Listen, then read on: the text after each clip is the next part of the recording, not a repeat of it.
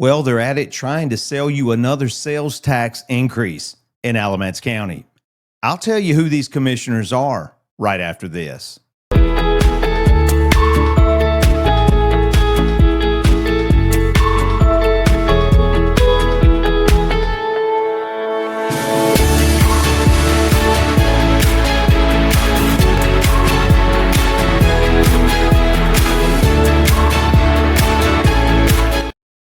Well, hello and welcome to Alamance County Talks Politics. In this video, we're going to be talking about the June the 9th, 2025 Alamance County Commissioners work session.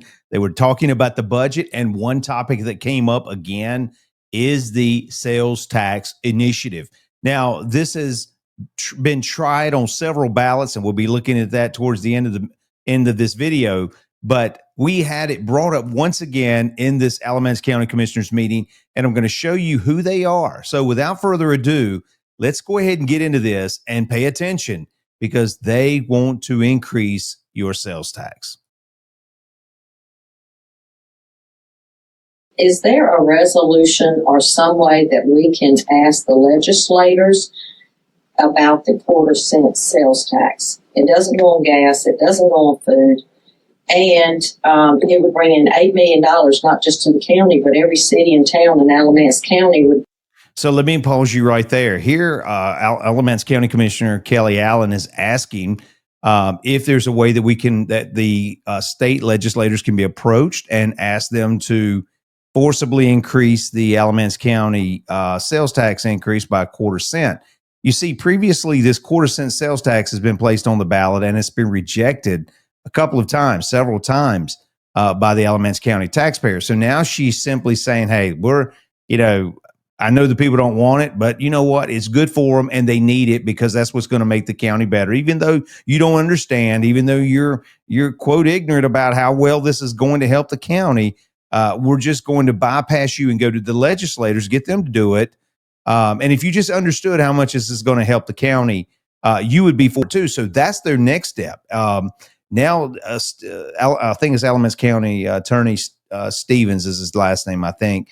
He responds to her. So she's trying to say, if you could just get the taxpayer to understand the benefit, I'm sure they would pass it. So listen how Stevens responds to this. Benefit off that money, and that would be a tremendous help for us meeting our budget needs for the county. I understood there was something that we could request them to, that it wouldn't have to be a vote, and that may not be right, but that's what I understood. I don't know of a process other than the local bond referendum process to implement a local sales tax. I can certainly research that and let you know. I did some research yesterday related to that topic, and I will tell you that if you wanted to put that on, it could be put on as early as the primary election for 2026. Okay, so now he's telling him he did a little research. He could put this sales tax back on the ballot and give us an opportunity to once again vote whether we want a quarter-cent sales tax increase. So you wouldn't have to wait for the general election next year to do that if you wanted to decide to get ahead of that and potentially have that revenue source available for next year's funding process. So just throwing that out there, but I don't know the answer to your other question. I'll be happy to research that. And I actually had, I was talking to someone and they said, how could we get even maybe the school system to help with this? Because I think a lot of people don't realize how small 1/4 cent is and would affect their budget versus their taxes going up on the property. And I said, I think if we all made an agreement that so much of that $8 million would go to the school system, then, and I think you could get it passed.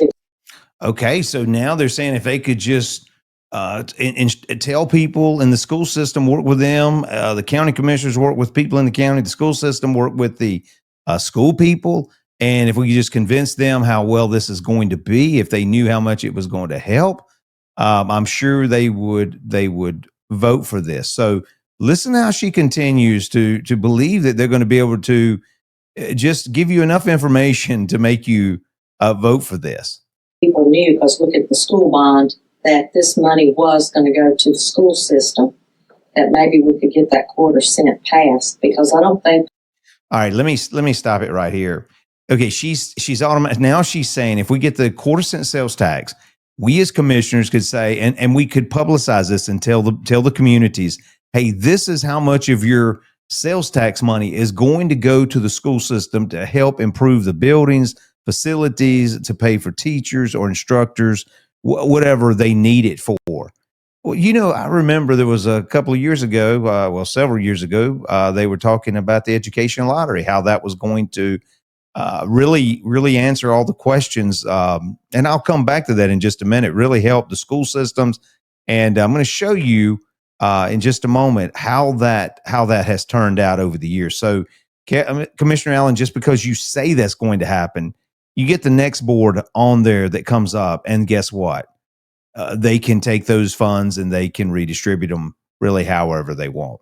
Let's continue to listen. We'll realize that it's not gas, it's not food. 60% or 65% of our sales tax money comes from outside Alamance County. It's people going up and down the interstate. Now, I'm going to stop here. I hate to keep stopping it like this, but I'm going to show you at the end of this video.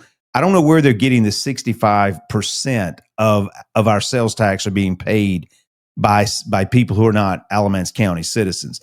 I've looked at, and they'll make mention of the Alamance County Chamber. I've not seen that number, 65%. It's a guess. I've researched it. I can't find anywhere. I've looked. I cannot find where anyone states that 65% of our sales tax, or 65% of our sales tax comes in from people from outside this county. I don't see that. But what they're doing is these elected officials are making these statements. And it sounds convincing. The question you have to ask yourself, is it true? So we'll address this in just a moment. And just wait till Buc-ee's gets here. But it would be a great way to initiate getting funds back. Let me, again, here she brings that weight to, and Buc-ee's isn't even here.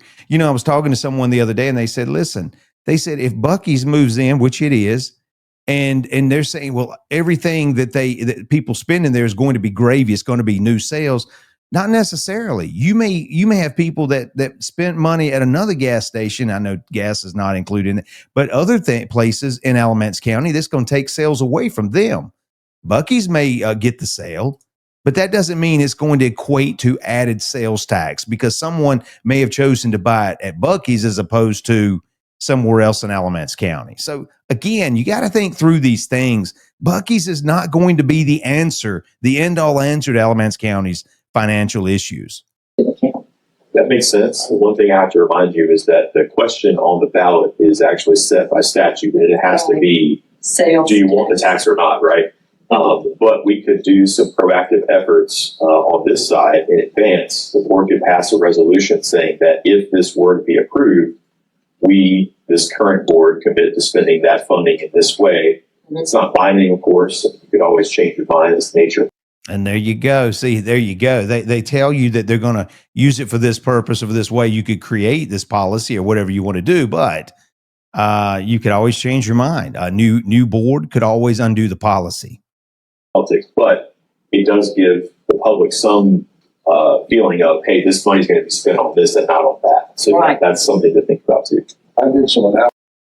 Sorry, I don't need a feeling. I don't need some feeling that it's going to go there. I would need a surety that it's going to go there. Again, we're dealing with the government. Again, I trust very little. I can trust, but I also verify. This is back in 18 about the bond and the impact. The impact of the sales tax on the average household would have been about $48 a year, where the impact of the tax increase that we would have to make to pay the bonds was going to equate to about $150 a year on the average household. So the difference was obviously a lesser impact. Plus, we don't know what percentage, but we know that some percentage of the sales tax in Alamance County, sales tax revenue coming to Alamance County, is coming from people who don't live here. Right. Where the property tax comes from citizens of Alamance County. I'm not sure if you heard that, but Carter was talking about the impact of the sales tax and also the impact of the property tax increase. And then he was talking about how the sales tax, if we implemented it, we know that some portion of our sales tax is paid by people outside of the county. And also, I think Commissioner Allen just stated that it was the chamber said 65%. That is just. I'm going to show you. I don't see that anywhere. I encourage you to please research it. If you can find that, please let me know. I'm not sure why don't they display the source? You say the chamber, but the chamber, I've looked at their information. I don't see anything where they stated 65% of outside sales tax revenue is created by people living outside Alamance County. I'm not saying they're not saying it's a portion. Of course, people stop in Alamance County, but I don't know. It doesn't equate to 65%. I think the chamber Just said have 60. a clarification here of what you're saying, Mr. Attorney. You're talking about shaping it so that it's for a preferable outcome on the referendum. What I'm saying is that the question has to be uniform. It's set by statute, but the board can signal to the public that the money, if raised, would be used for a certain purpose. And that's where I'm going with Yes. the question. Okay, let me pause it right here. And this is where Commissioner Priola comes in and really begins to ask the question about the wording and what the county will play, what part they will play in trying to communicate this in a way that makes you as the taxpayer say, hey, this is a good idea. And you know, I appreciate Commissioner Priola asking these questions. I know he's received a lot of flack over the last several weeks for asking questions, but let me tell you something. I think everything should be on the table. Do I think everything needs to be cut? No. But do I think there's waste in government? You better believe I do. You know there is. It's just the most wasteful entity that exists on the planet. And for us to believe that Alamance County government is not in some form wasteful or inefficient is a foolish thought. You always look for ways to improve. And so Commissioner Priola is bringing up this issue of questioning them about the wording and about their motive. How are they going to go about trying to convince the taxpayer that, hey, this is a good idea? So this is very interesting. Listen to this. To my understanding, a governmental unit, ABSS, or the county would be precluded legally from taking a position on a referendum. So we could outwardly and explicitly endorse such an outcome on a particular referendum. And I have read that, and that is true. But you know, word of mouth, you know, Facebook, you know, people in the county. Well, we can't do it with a wink and a nod, Commissioner. I realize that. Thank you. Let me just. And see, Commissioner Allen didn't like this. She said, we got Facebook. Listen, there's ways around this. We can get around this little rule or law, you know, maybe we don't get involved. We'll say it on Facebook. We'll say it in other places, social media. We'll spread it by word of mouth. And, you know, and Commissioner Priola rightly points this out. He says you can get around it with a wink and a nod. And if you watch Commissioner Allen, you rewind this video, and you see she doesn't like that very much. She's okay. Thank you. You know, very I appreciate Ed asking these questions. I really do. And I wish more of them would ask these questions. But it seems like many of them are just on board for more taxes. Let's listen to the remainder of the conversation. The attorney then for his more off the cuff official position. I think there's a difference between endorsing an outcome and saying that if an outcome occurs, this is how we're going to spend the money.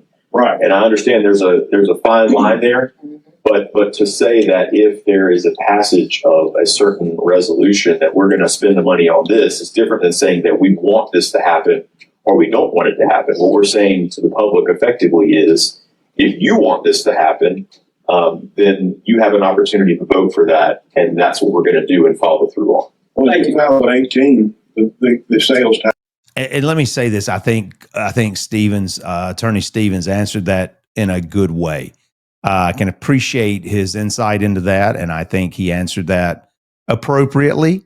But again, he's saying that, you know, we can say this much of the money is going to go to education, but how do you ensure that that's going to be the consistent nature going forward? How do you know it's going to be consistent? with the next board or the next board or the next board. And you're stuck with a 1/4 cent sales tax increase, an extra 1/4 cent sales tax increase if they pass this. So let's listen to Commissioner. Here's Commissioner Carter. Now he wants the 1/4 cent sales tax increase. He has said this in previous videos, and then we're going to see a board member stand up and say he's for the 1/4 cent sales tax increase. Just watch this. Referendum, if it had passed, would have been designated for use to repay the bond. As it was, it didn't pass. That's why we had to go up 8 cents on the property tax. Had to, Beg pardon? had to go up.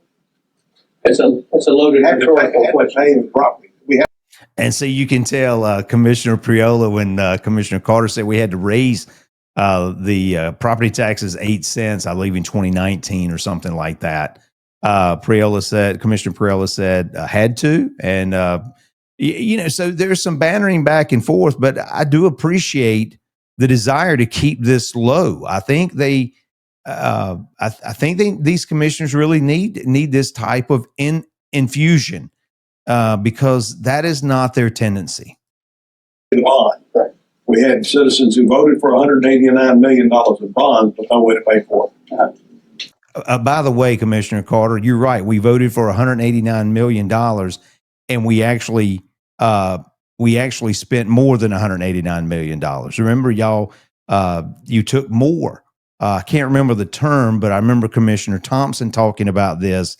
I can't remember the name. I can't remember the wording, but they took the, I think it starts with a P, but I cannot remember what that word is. But we actually spent more than that, than $189 million. We'll try to get that total for them. But you said we voted for $189 million. You're right, Commissioner Carter. And then you voted, along with several other commissioners, to increase that amount, even though we voted on the 150 and then the 39 million, I think it was, for ACC. So, we paid more than that, than just the 189 million for the two. And you voted to pay more than what the voter approved in 2018.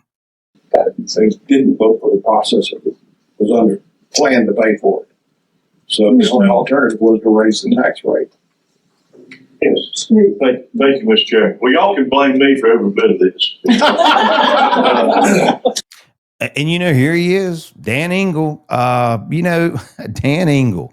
He is, I think, the co-chair of the Alamance Burlington School System. And again, another lab. We can blame you for all of this, for the tax increases and things of that nature. Dan, thank you. Yeah, we really appreciate you increasing our payments on our homes by that amount. You want to take credit for that. And listen, he's even going to take credit. He's taken a credit for, unfortunately, the 1/4 cent sales tax previously failing, but he's willing to keep working to make sure that he gets that 1/4 cent sales tax increase passed in Alamance County. Listen to this. I was the face of the bond. I did 37 presentations all over the county, business community. I had on my dime. They said, "Who you want to help you?" I said, "Cindy Brady." I paid her, and she did a great job. And we got, and I think it was helpful in getting, the school bonds passed. But when people see that word tax, when they see that word tax, they go, "Oh, yes," most of the time. We came as close that year to passing the sales tax as we ever had. I mean, it was almost passed that year. We wanted to run it together. If we had, it would pass. But you hit it, Mr. Attorney. We couldn't run it together. It had to be separated because it was a tax, from the other two. So we tried. We tried that year. Hey, listen, I'll be retired here in 16 months. I'll be out there again, if people need me to try to get it. And maybe I can do a better job with the sales tax. Oh, yeah. They just keep laughing about these sales tax increases. They just, Dan Ingle, I hope and pray people do everything they can. If you try to run again, I hope we'll make sure to get the word out. Republicans, unaffiliated, maybe some Democrats that will not vote for you. We don't want you out there again trying to push for this. I'll guarantee you, if you'd have had that 6.2 million by now, it would have been gone. You'd be asking for more because it's never enough. Never enough. Government never has enough. And so, Dan Ingle, you brag about being the face of a 1/4 cent sales tax increase. You brag about going out and doing 37 presentations on that, and it still failed. But you're saying if we hadn't had to put the word tax on it, if we could have somehow deceived the people, maybe if we just didn't have to put the word tax on there, just use another word that wasn't as clear about what it meant. Now, I'm adding my words into it, but I don't know any other way to interpret it. I have no clue how to interpret what you said, except to say that if we could have just did this and confused the voter, maybe they would have voted for this, and this would have answered solved all of our issues. And now he's patting Ed, Commissioner Priola, who ran on no new taxes. He's going to try to get him to vote for it or convince him why it's needed. Let's continue on.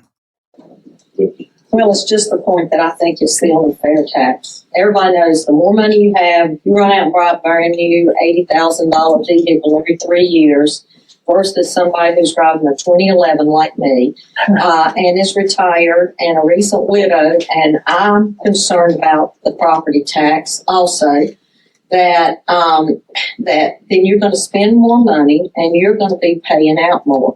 But if you are someone who's watching and pinching every penny, like my husband said, I used to pinch a penny to beg for mercy, and you have less income, then you are spending more outward money. And it's not gas and it's not food, which is the main concern, but on clothes, cars, vacations, whatever.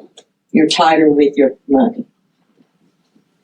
Now, Commissioner Allen, tomorrow is going to be, I believe, the budget. In this video, she said she was against property taxes. We'll see how she votes tomorrow. What plan she votes for, how to fund the county government. But let me deal with a couple issues here before I sign off here. This is the Alamance Chamber. Now, she said that the chamber said 65% of Alamance County sales tax originated from people who did not live within Alamance County. So you can see here, the Alamance Chamber County Board of Directors, they passed a resolution. Now, I believe it says right here, this is January the 30th, 2020. So 5 years ago, over 5 years ago, I think it was, here it says a referendum and a proposed increase of 1/4 cent to the local sales tax rate will be on the ballot for the March primary elections. So they put it on there. It says the chamber supported sales tax increase in 2018 when it was also on the ballot. So it failed in 2018, wanting to put it on there in 2020, I guess it was. And before that, in 2012, the chamber actively supported the tax increase when a $15 million bond for ACC was on there. But notice if you keep reading, I'm reading this, and it says President Mac Williams called the Alamance County. It says it has a unique opportunity with the sales tax because the retail sales and related taxes in Alamance County are paid by non-residents. He said that Alamance County is ranked 17th in the state population, but 10th in overall retail sales and 14th in retail sales per capita. This demonstrates that a lot of the resale sales here are higher than our county population would be able to support on its own. But I don't see anything about 65. I don't see anything here about 65%. When I click on this here, it's hard to see this, but this is the Article 4346 sales tax, and it says nothing about that type of 65% of our sales tax coming from outside the county. So it's a guess. It's a very high guess. I would say it's much lower. I don't know how much lower, but I do not believe more people from outside the county are coming in and spending money more than the residents of Alamance County. I mean, you're saying it's over half, more than half. It's crazy. That doesn't even make sense. If we were a what you could call a destination, a vacation destination, I might could believe that, but we're not there. And so let me share one more thing with you here. I think Commissioner Allen stated something about this money going to the education. Well, let me remind you, this says what percentage of North Carolina's education lottery money goes to education. Well, here it says about 35%, but since that time, I think they've even removed that part of that. I can't read it, but it says let me get up here. It says, here we go. Let's see.